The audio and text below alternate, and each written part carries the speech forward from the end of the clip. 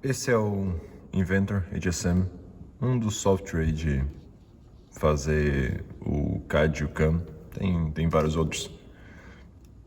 Se fosse uma peça de um serviço normal, tão simples assim, eu certamente teria feito na mão o programa, sabe? Só um desbaste, se fosse uma produção, porque daí ele é um pouquinho mais rápido fazer na mão. Tu consegue, tipo, quando tá grosso aqui, tu dá umas passadinhas de desbaste maior, quando vai ficando fino, tu vai diminuindo a passada de desbaste. Aqui no computador também poderia fazer isso, mas é um tanto trabalhoso, daí no fim não vale a pena fazer por aqui. Mas como é uma só e não precisa otimizar tanto a velocidade de execução, eu botei aqui. Vamos apagar o meu setup aqui. Então esse é o CAD, que eu não vou mostrar como fazer agora, mas basicamente é bem simples. É só metade do pino, as medidas tudo. E isso aqui é uma agulha de carburador. Tô fazendo esse vídeo depois de terminar a agulha, então eu tô meio confuso com o tempo. Mas, aí. Primeiro passo, setup. E daí nós vamos definir como torno. E fresa, porque tem uns torno agora aqui. São os dois, né? O diâmetro do material, vamos botar como um cilindro fixo, que é um tamanho fixo. Então vamos lá, 8, desculpa, 4. 4 que vai ser também diâmetro de parafuso. Então ele não vai tentar usinar aqui pra cima. Ou podia botar 4.1 pra ele não arriscar. Tipo, ficar um dentinho ali, mas não vai ficar. Posição, offset da frente, vamos botar 0.1. Eu consigo ver que ficou só um pouquinho aqui. Perfeito. A gente podia inverter o Z ou alguma outra medida, mas não é necessário. A única coisa que eu vou fazer é trocar o stock front por model front aqui, porque daí eu zero no modelo, depois de eu facear eu posso zerar todas as ferramentas pela ponta. Essa peça aqui obviamente não é possível, né, porque essa agulha é minúscula, apesar de que vai ter o toco em 4mm, mas mesmo assim é muito pequeno pra fazer dessa forma. Ou não, vai que alguém quer zerar tipo 20 ferramentas assim, daria pra zerar também. Só que é importante botar sempre na frente do modelo, porque depois de facear, esse estoque zero vai se perder. Então não vai ter como zerar de novo. Na verdade tem como, né? Se tu souber que o teu modelo começa em tipo menos 0.2 ou menos 0.3, daí tu pode zerar com esse valor específico. Acho que eu tô falando coisas meio não relacionadas, mas ouve o suficiente. Um dia eu faço isso do painel da máquina e vocês vão começar a entender se vocês estão completamente perdidos.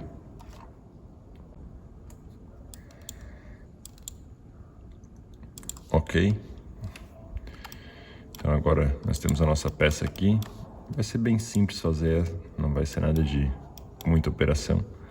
Mas na parte de torno, profile, vou selecionar aqui em cima, né? Vou selecionar a ferramenta do... Essa aqui já estava configurada aqui, mas é basicamente uma TNMG com uma ponta de 0.4. Deixa eu ver. 0.4.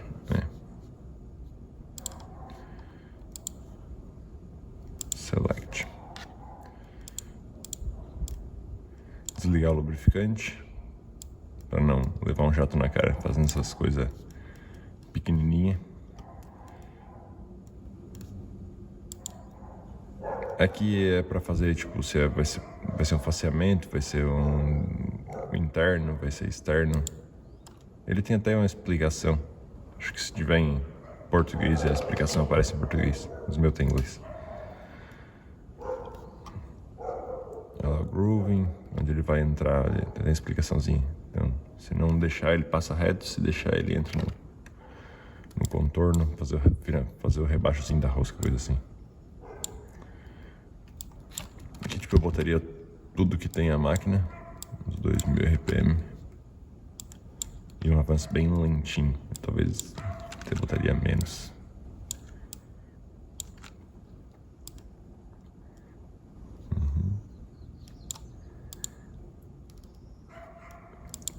Definir como o menor aqui. E a gente tem que dar um offset de metade do raio da ferramenta. Então, tipo, se ela é 0,4, a gente vai botar 0,2 positivo. Não sei porquê, mas é necessário.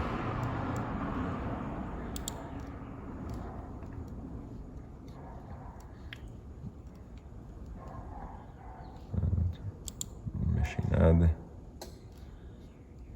Passagem de acabamento, vamos tirar, porque vocês vão ver. E 0,2. Aqui é passada de desbaste, então cada passada de desbaste vai tirar 0,2 milímetros. No raio, não é no diâmetro. É diferente no torno manual. 0,2. Vou deixar 0,2 no acabamento. Só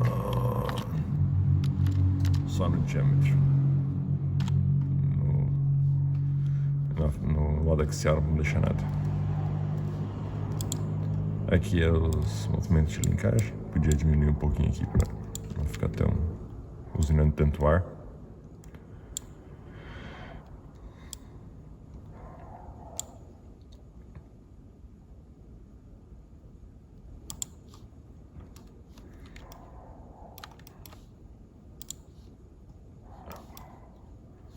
Isso aqui não é que ele vai estar comendo a peça, porque a ponta da ferramenta é um ponto...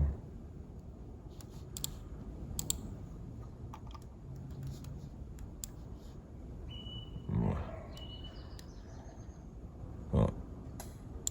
A ponta da ferramenta, no caso, ela está seguindo uma linha aqui e assim. Então a ponta da ferramenta está onde está o meu mouse aqui, ó. Então por isso que ele tem que botar o G-Code aqui por dentro, porque ele vai compensar pelo raio da ferramenta. Por isso que é importante sempre selecionar o raio certo no software. Se precisa de uma certa precisão, que não seja só na face e no diâmetro, porque esses contornos vão ser usados nessa compensação. Toolpath. Não dá pra desabilitar o modelo. Não dá pra botar na frente. Isso aí.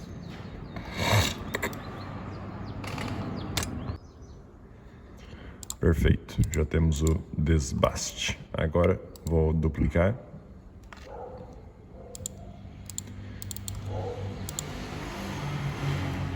Tirar o roughing, que é o desbaste. Tirar o material para deixar um pouquinho, que eu deixei para acabamento. Vai ficar só o acabamento. Step over, vou botar 0.1, que é o... No caso eu vou dar 2 passadas de acabamento. Vou manter os nós de acabamento a mesma velocidade da desbaste. Então, e vou dar um OK. Então 2 passadas de acabamento, com 0.1, a gente tinha deixado 0.2, 2 passadas de 0.1 até aqui. Esse aqui eu podia dar um menos 0.2 para ela ir um pouquinho mais para trás. Ali, tá vendo? Ela vai só ir um pouquinho para trás aqui.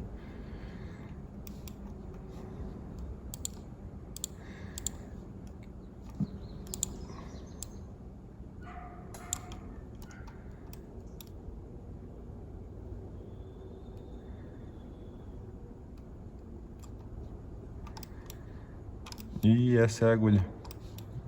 Vizinho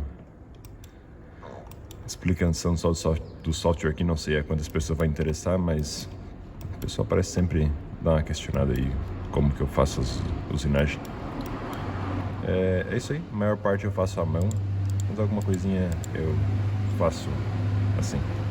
botão direito, daí pós-processador. Esse pós-processador vocês vão ter que baixar da internet, que eu estou sem internet para mostrar como é que baixa. Mas o próprio site é o mesmo do Fusion 360, então é só entrar no Autodesk HSM ali ou dar uma olhadinha na internet por pós-processador Linux CNC e já vai aparecer tipo de torno e de fresa. Tem várias versões e muda bastante em cada versão. Essa versão até que eu estou usando aqui eu não estou gostando muito, talvez eu dê uma olhada para atualizar. Mas é diferente no caso, né? O de torno e de fresa, então vou botar o de torno aqui. Ou também pode testar, muito provavelmente alguns outros vão funcionar. Do Mac 3 talvez funcione. Não, do Mac 3 não, mas do GRBL talvez funcione. GRBL não tem torno, né?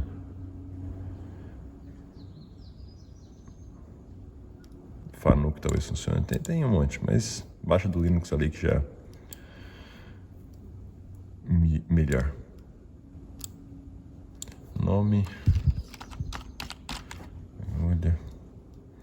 Aqui vocês vão botar o RPM máximo que pode chegar, então por mais que tipo, na usinagem que esteja limitada a 5.000 e outra a 600, vocês têm esquecido de mexer o máximo. Aqui tu consegue limitar o máximo que ele vai mandar, então teu torno não vai rodar mais rápido que 1.800. Vou deixar aqui, não vou nem mexer. Apesar de que eu tenha deixado 2.000 aqui na usinagem. Postar, vou botar de trabalho aqui mesmo.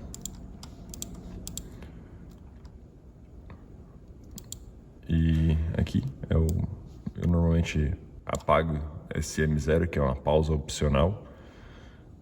É opcional não, o M1 é opcional, esse aqui é obrigatório.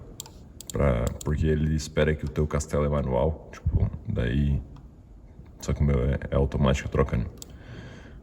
Só que eu deixo quando, por exemplo, eu vou fazer um programa que é só acabamento, ou um programa que é só pra fazer o anel. Caso deu um problema no meio de uma peça, eu queira parar e depois eu queira retomar, eu boto o M0 antes, depois de ele pedir a ferramenta, pra mim não esquecer, tipo, depois que eu vou retomar a produção normal, eu não esquecer de carregar o programa certo de novo, porque às vezes, tipo, parou no meio, só faltou o acabamento. Ou tipo, vou medir antes de tirar da máquina, o acabamento não ficou bom, ficou muito apertado, tem que tirar mais um pouquinho. Daí eu carrego o programa de acabamento, carrego o programa de acabamento, passo ele de novo por dentro da peça, só que daí fica carregado o programa de só passar o acabamento. Quando eu boto a peça bruta, ainda tem que fazer o furo, tem que fazer tudo. E o programa que está carregado na máquina é só para passar a ferramenta de acabamento. Então eu boto esse pause depois, esse M0 depois do T2.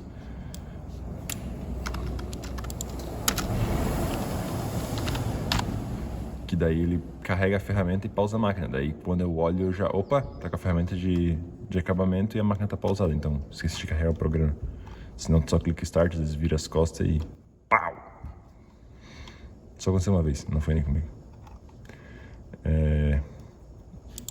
Aqui ele vai carregar o offset que está usando, 54, 55, 56. Vai definir velocidade constante, porque tem que definir antes e definir depois velocidade constante, senão tu não consegue fazer troca de ferramenta, coisa assim, porque ele fica...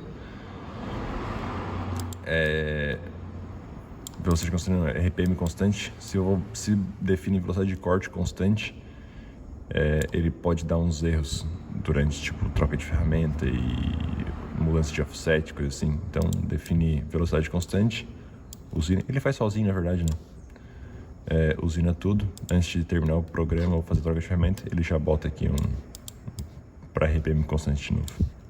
Antes até de desligar o spin, né? Tipo, ele tá botando para RPM constante e tá desligando o spin logo em seguida. Parece inútil, mas é importante para não dar erro.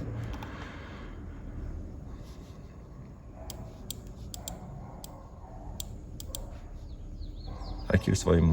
Nem sei se tinha 90, nem lembro mais, mas não é tão crítico assim. Acho que é só uma coisa para prefixo de começar o programa. Mas ele vai se mover para essa posição aqui. Velocidade constante, como eu já falei. Depois ele vai se mover para bem pertinho e vai dar continuidade no programa. Não, se não troca de ferramenta ele não pausa. E termina, desliga o spindle e M30. Não precisa do por centrista, tá? Bota M30, mas também, se quiser deixar, não tem problema. É redundante, mas...